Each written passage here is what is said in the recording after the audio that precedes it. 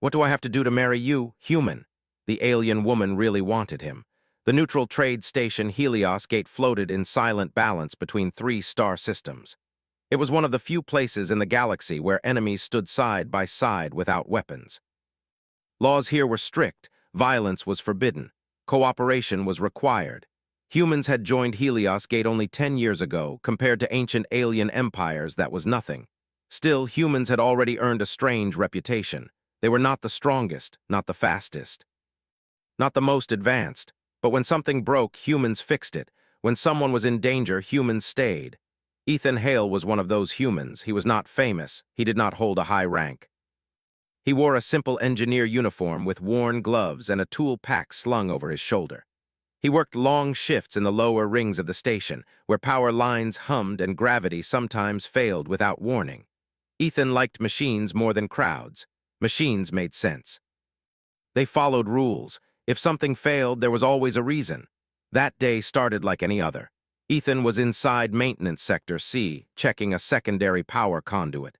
The station was hosting several diplomatic guests, so systems were running under heavy load. Voltage spike detected, his wrist unit said calmly. Ethan frowned. That's not good. He knelt, removed a panel, and adjusted the flow manually. The conduit stabilized. He exhaled and wiped his forehead. Another quiet save, he muttered. He did not know the station was about to test him in a very different way. At the same time, Lady Zyra Velnai stepped onto Helios Gate for the first time. She was tall, with smooth silver-blue skin and eyes that reflected light like polished crystal. Her long ceremonial coat marked her as someone important. Around her walked advisors and guards from her people, the Velari Dominion. The Velari were respected and feared. They believed honor was life itself. Promises were binding. Bonds were permanent. To them, words carried weight equal to action. Zyra was not a warrior, but she was no weak observer either. She had been sent to study other species, especially humans. Remember, one advisor said quietly, humans are unpredictable.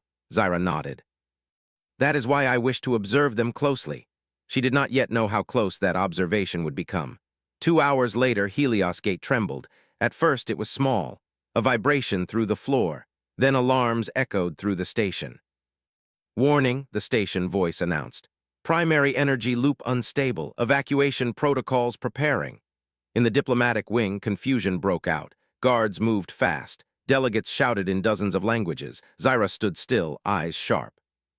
This is not an attack, she said calmly. This is a system failure. Before anyone could answer, the lights flickered. Gravity shifted slightly, enough to send several beings stumbling. Then came the real problem. The secondary core, the one powering life support in 3 sectors, began to overload. In Maintenance Sector C, Ethan's wrist unit screamed. Critical failure, manual intervention required. Ethan's heart jumped. That's inside the core chamber, another engineer said over comms. Radiation shields are failing. We can't send anyone in. Ethan looked at the blinking alert. He knew the chamber layout. He knew the fix. He also knew the risk.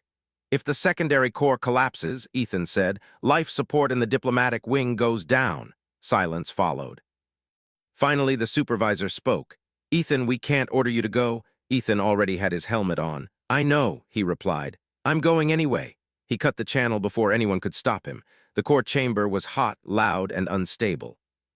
Energy arcs snapped across the walls like living things.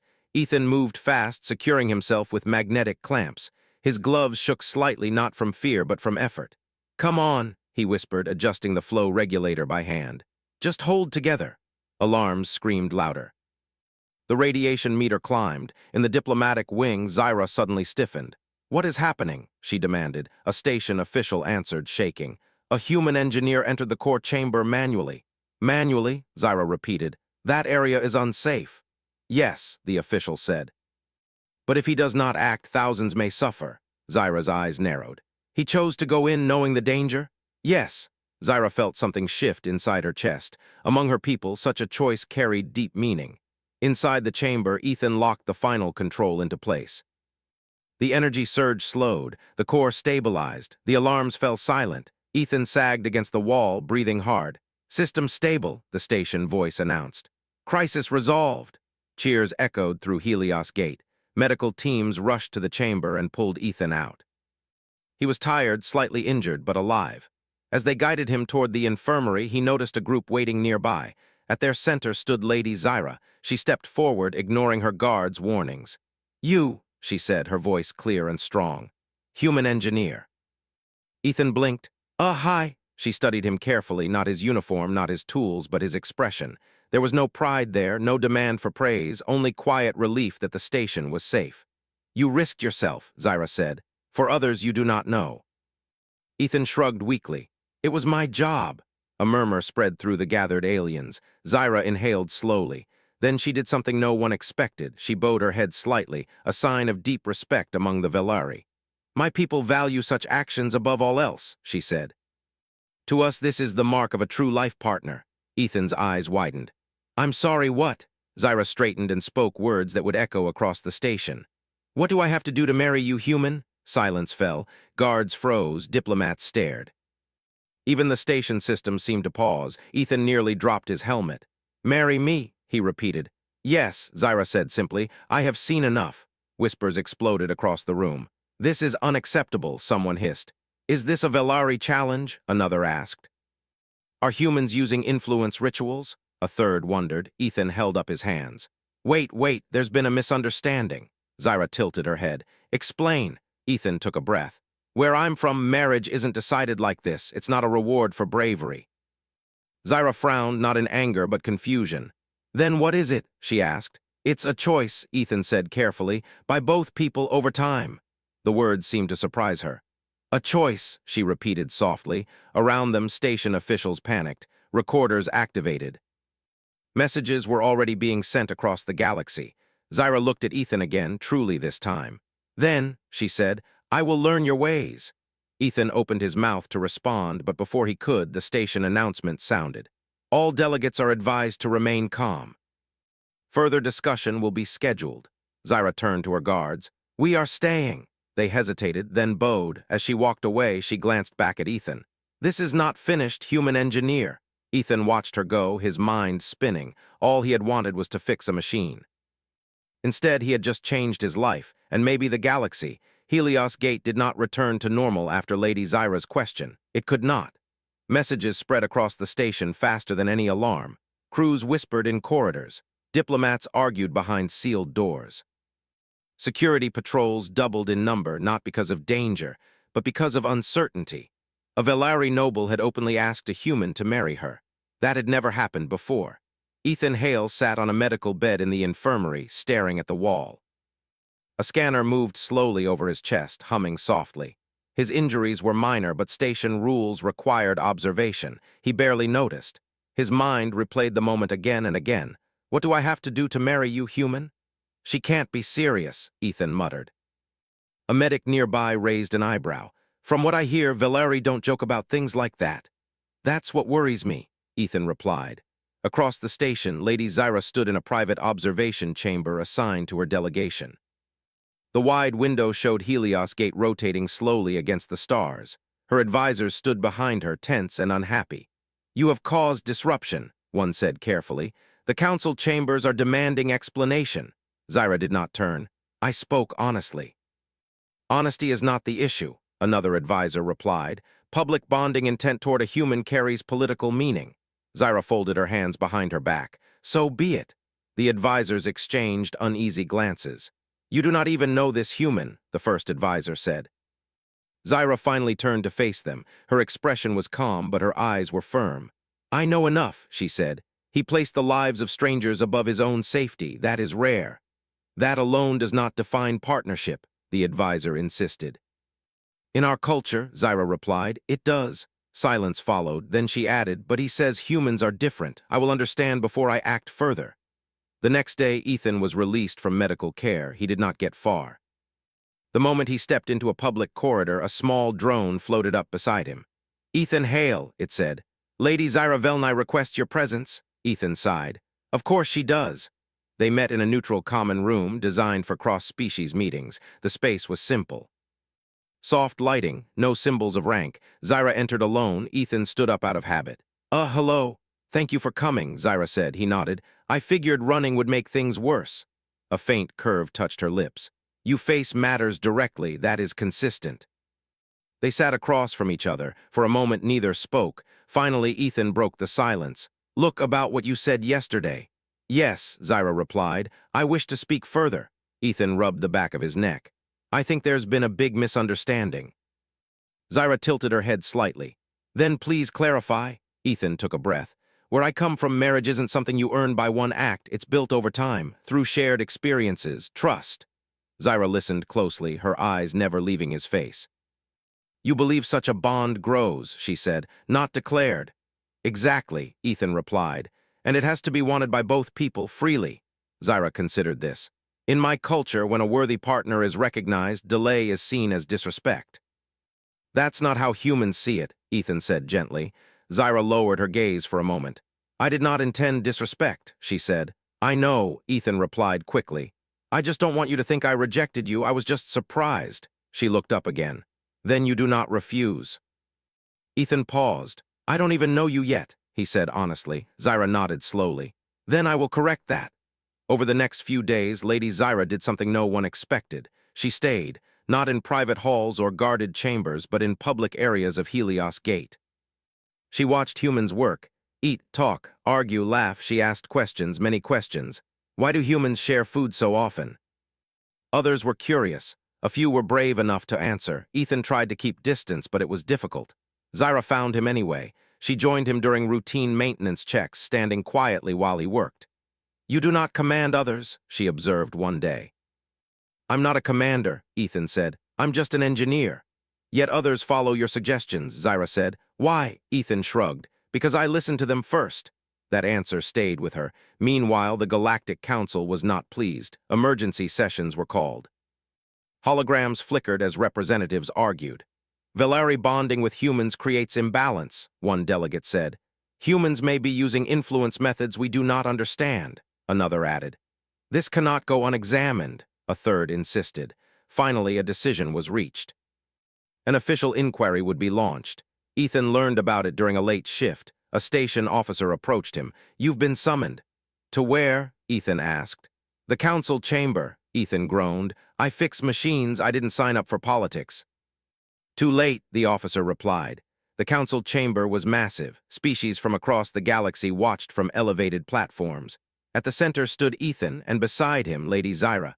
The contrast between them was clear. One wore simple work clothes. The other carried the weight of a powerful lineage. A council speaker addressed them. "Human Ethan Hale," the speaker said. "Are you aware that your actions have influenced a Velari noble?" Ethan swallowed. "I didn't mean to influence anyone. I just did my job," murmurs spread. "And you," the speaker continued, turning to Zyra. "Do you claim this human as a bonded partner?" Zyra answered without hesitation.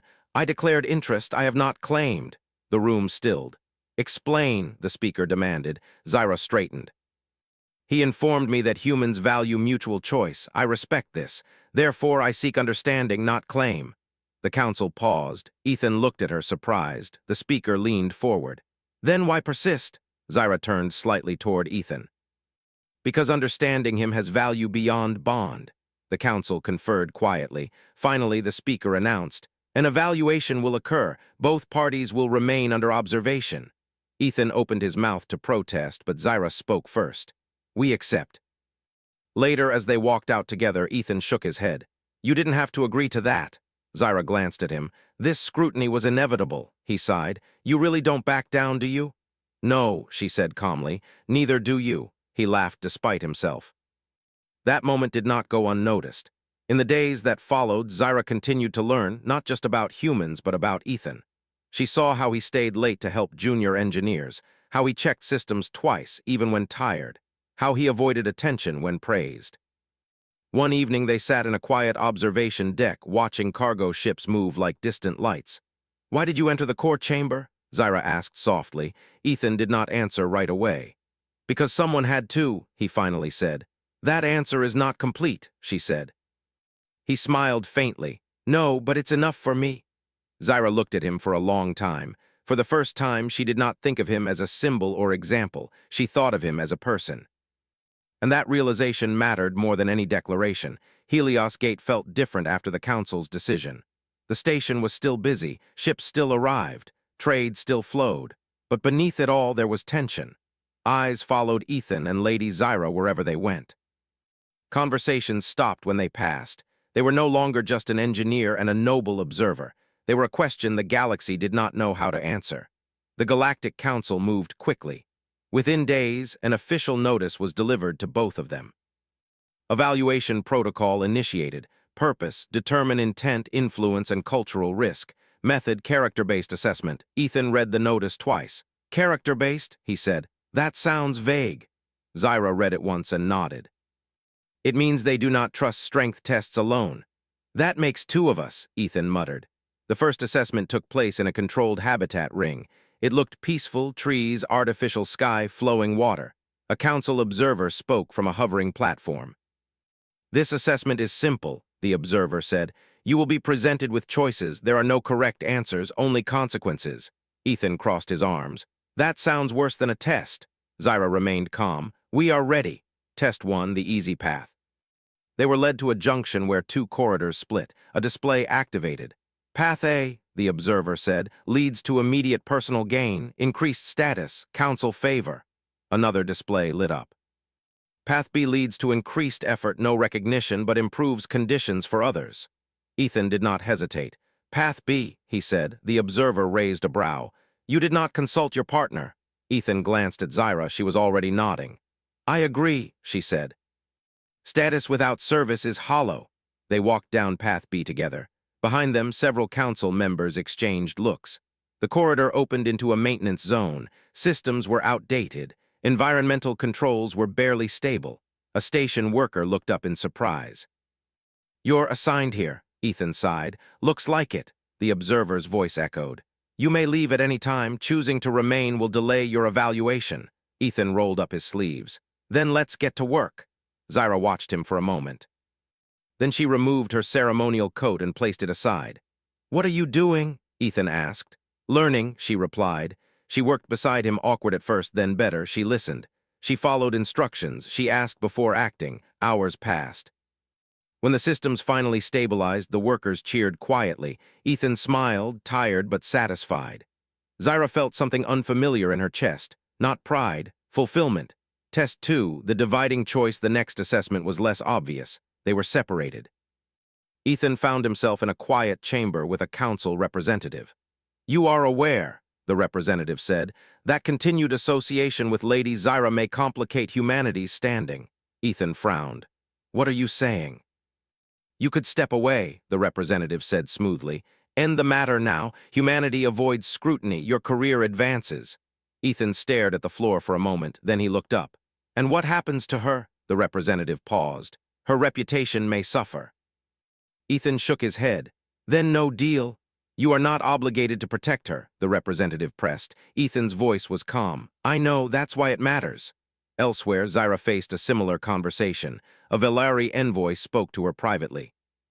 You may withdraw, the envoy said. Declare the human unfit by cultural mismatch. The council will accept it. Zyra was silent. Your standing will be preserved, the envoy added. No shame. Zyra lifted her gaze. And Ethan, he will be released from evaluation.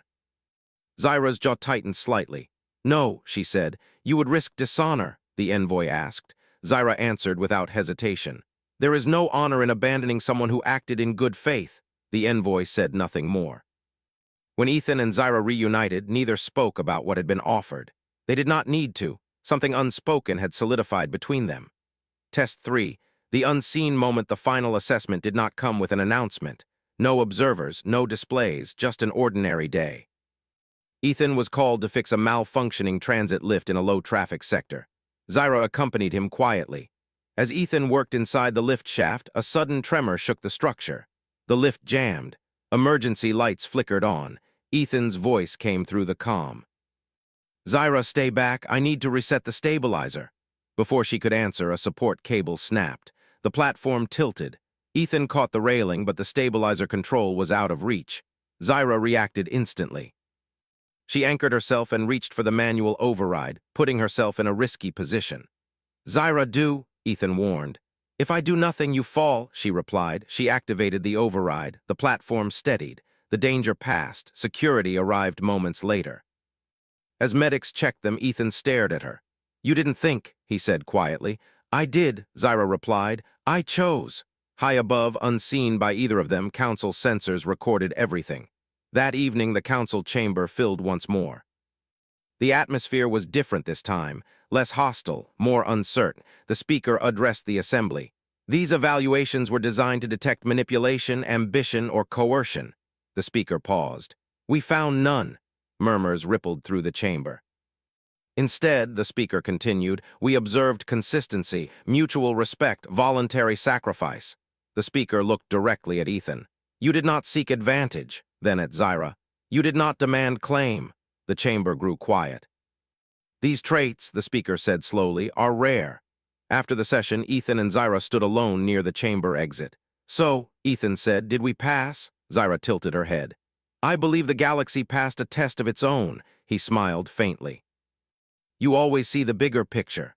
And you, she replied, see the people inside it. They stood in comfortable silence. For the first time, neither felt watched. Later that night, Zyra requested a private conversation. They met on a quiet observation deck. I owe you clarity, she said. Ethan leaned on the railing. Go on. When I first asked you that question, Zyra said, I believed worth was proven through action alone. And now, Ethan asked. Now, she said softly, I understand that choice is just as important.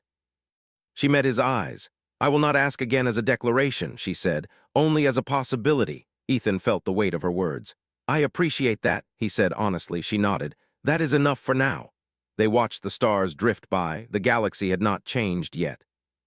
But it was starting to understand. Helios Gate had survived wars, trade disputes, and countless system failures, but nothing prepared it for what came next.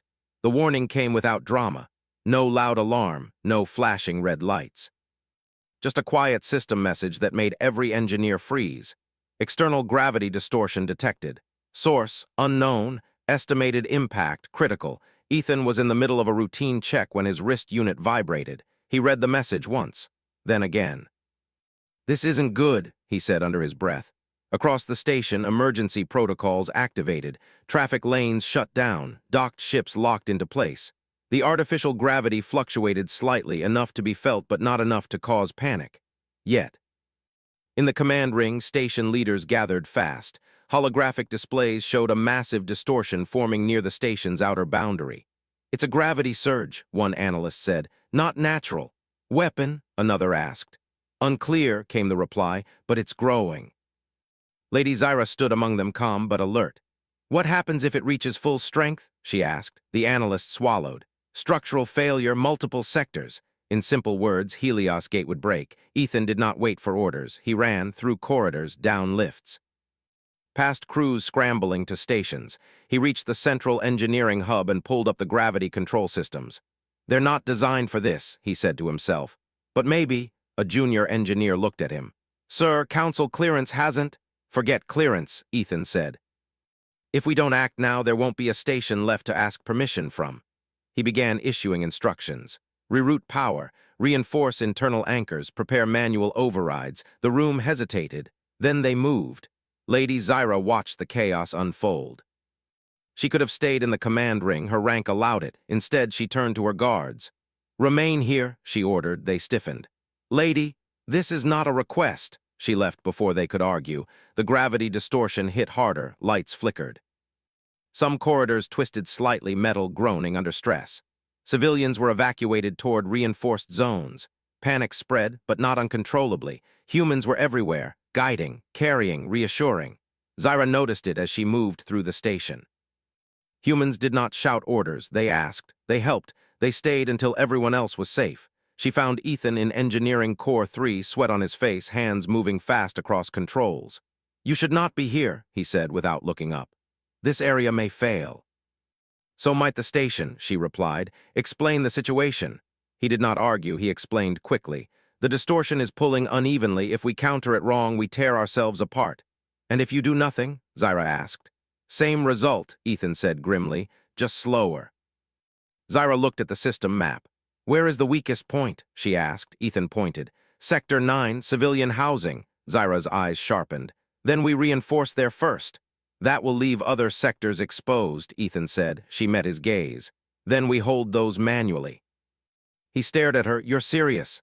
Yes, she said. Lives first. Ethan nodded once. All right, let's do it. The plan was risky. Power had to be shifted by hand in multiple locations. Automated systems could not respond fast enough to the changing gravity. Volunteers were needed. Humans stepped forward immediately, so did others, a surprise to many. Zyra watched a tall insectoid worker adjust a stabilizer beside a human technician. A scaled merchant helped carry supplies. A small avian species relayed messages tirelessly. Fear did not disappear, but it did not rule them. Ethan led a team into Sector 9. Gravity pulled unevenly there. Walking felt like moving uphill and sideways at the same time. A child cried as her parents struggled to hold on. Zyra knelt, steadying them both. You are safe, she said gently. Move slowly. They listened. Behind them, the station shuddered again. Time-S running out, Ethan said into his comm. Status update. Reinforcement anchors at 60%, came the reply. But the surge is still increasing. Ethan looked at the central stabilizer. There's one option left, he said quietly. Zyra heard the tone and turned. Explain. We can sync the internal gravity field with the distortion, Ethan said. Ride it instead of fighting it. That sounds dangerous, she replied. It is, he admitted. If we fail, the core destabilizes. Zyra did not hesitate. Do it, he blinked. You trust me that much?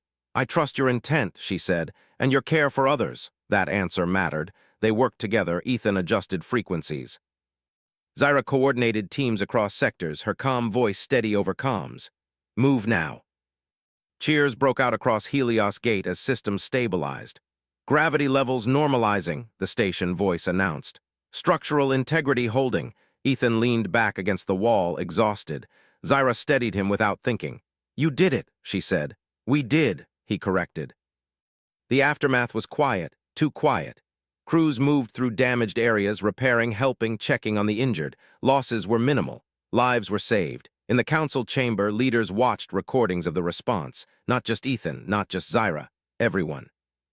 This response was not ordered, one council member said. It was chosen, another nodded. They acted without concern for rank. And humans led without command, a third added. The speaker was silent for a long time, then spoke. Perhaps we misunderstood strength. Later, Ethan and Zyra stood once more on the observation deck. The stars were steady again. You could have stayed safe, Ethan said quietly. No one would have blamed you. Zyra shook her head. That would not be who I wish to be, he smiled faintly. You've learned a lot about humans. And you, she replied, have taught me without trying. They stood side by side, not touching, but close. I will not ask you anything tonight, Zyra said. Not questions, not promises. Ethan nodded. I appreciate that. But, she added softly, know this. Whatever comes next, I will face it with honesty. He met her eyes. So will I. Far beyond the station, messages spread, about cooperation, about courage, about a human engineer and an alien noble who chose people over power.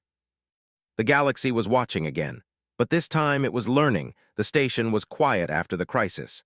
Helios Gate floated in steady orbit between the stars, its systems humming smoothly. The gravity distortion had passed. The alarms were gone. Life was returning to normal, or as normal as it could be when the galaxy was watching. Ethan Hale walked through the corridors slowly. His hands were still a little sore from the emergency repairs, but his mind was heavier. He had faced danger, saved lives, and guided an entire station through chaos. Yet one question remained louder than all the alarms he had heard. What do I do about Zyra? Lady Zyra Velnai, in her observation chamber, watched the station below. She had assisted everywhere she could during the crisis. She had coordinated teams, reinforced weak structures, and helped evacuate civilians. But now, alone for a moment, she reflected on what had happened. Humans acted differently from her people. Humans did not seek glory. Humans did not demand recognition. Humans trusted others, yet did not surrender their own judgment. And in Ethan, she had seen something rare. He had risked himself to save strangers. He had led without commanding. He had guided without claiming authority. For her culture, such acts alone were proof of worth. For humans, they were natural. She realized then that her admiration was not just cultural, it was personal. She wanted him. Ethan entered the observation deck quietly. He saw her silhouette against the view of distant stars. You're still here, he said, trying to sound casual. I am, Zyra replied. It is peaceful, he approached. You've earned some rest. Zyra shook her head. There is work to be done, but I wish to speak with you. He stopped a few steps away. About what happened? She smiled faintly. About everything. They stood in silence, the hum of the station the only sound. Finally, Ethan spoke. Zyra, you asked me something that no one ever has, something huge. I did, she admitted, and you have not answered. Ethan ran a hand over his face. I can't just give a simple answer. Where I come from, love and commitment are choices. They are not obligations, not rewards, not claims. Zyra tilted her head. Then why did you save me? He blinked. Because I didn't think about anything else, because someone needed help. That's it, her eyes softened. And yet, that act inspired more than you realize. Ethan took a deep breath. I don't know how this works in your culture or in mine, but I do know this: I cannot be claimed, I cannot be earned, I can only choose. Zyra stepped closer, careful to respect personal space. Then, will you choose me? Ethan hesitated. The question hung in the air, heavier than any starship hull. I need to explain, he said. Humans, we only give our trust fully after we see who a person truly is. After we see their actions, not just words. After we see patience, kindness, courage, and honesty. After we see how they treat everyone, not just us. Zyra nodded slowly. Then you have seen enough. He thought of the last few days, the way she had stayed calm during danger, how she had risked herself to help others, how she had chosen to act for the good of the many rather than personal gain. He realized then that she had not just understood humans, she had acted like one. Yes, he said quietly, I have seen enough. Her eyes lit with hope. Then, he smiled gently, then I choose you. A soft glow spread across Zyra's face. She stepped closer and lightly placed her hand on the railing next to his. I was afraid, she admitted, that you would not understand, that I would misstep. You didn't misstep, he said. You acted with honesty, that's all anyone can ask for. She laughed softly. In my culture, we do not usually laugh after war and disaster. Then consider this a human custom, Ethan said. They both laughed quietly, as if sharing a secret the whole galaxy could not hear. News of their union spread quickly, not as a declaration, but as a symbol. The council had been watching, and the reports came in slowly at first, then all at once. Humans do not manipulate. Humans inspire loyalty through care and honesty. Humans choose, but they do not force. Zyra and Ethan had proven it, not by words, but by actions. Representatives from multiple species began to reconsider their assumptions. Some were still skeptical, but most were impressed. One elder diplomat spoke quietly to his assistant. Perhaps we have underestimated humanity. Their strength is not in weapons or politics, but in something deeper. Yes, the assistant agreed. In choice, in heart. On Helios Gate, life returned to normal, but differently. Humans were no longer just engineers, traders, or diplomats. They were examples, symbols of a new way to act in the galaxy. And Ethan? He returned to his work as always, adjusting systems, helping teams, and keeping the station running. But now, Lady Zyra was often beside him. She learned about human engineering, human humor, human patience. And he learned about Velari honor, history, and perspective. Together, they built something stronger than marriage. They built understanding, respect, partnership. Months later, a small ceremony took place on Helios Gate. It was simple. No grand celebrations, no political demands, just humans, Velari, and a few other species who wished to attend. Ethan and Zyra exchanged their vows, not as an obligation, not as a test, not as a reward, but as a mutual choice. Zyra's people watched carefully. They did not interfere, they did not question. And for the first time, a Velari noble and a human stood as equals by choice. When Ethan said, I choose you, the chamber remained silent for a moment. Then applause erupted, not just for them, but for the meaning behind their choice. A human and an alien had shown the galaxy that trust, honesty, and courage mattered more than fear, power, or rank. Later, Zyra and Ethan stood on the observation deck once more. Do you regret this? She asked softly. Ethan shook his head. Not for a second. You humans are strange, she said, smiling. Weird maybe, but worth it, he replied. She laughed. Agreed. Together they looked out into the stars. Somewhere beyond the station, other civilizations were watching. And perhaps, just perhaps, they were learning. Learning that humans were not just survivors, not just engineers, not just fighters. Humans were partners. Humans were brave without being cruel. Humans were honest without being demanding. Humans could change the galaxy not through force but through choice. Ethan held Zyra's hand. She held his, and in that simple moment the story of Helios Gate and of humanity changed forever. Because for the first time everyone could see it clearly, strength was not in domination. Strength was in courage, honor, and the freedom to choose. And humans had it all.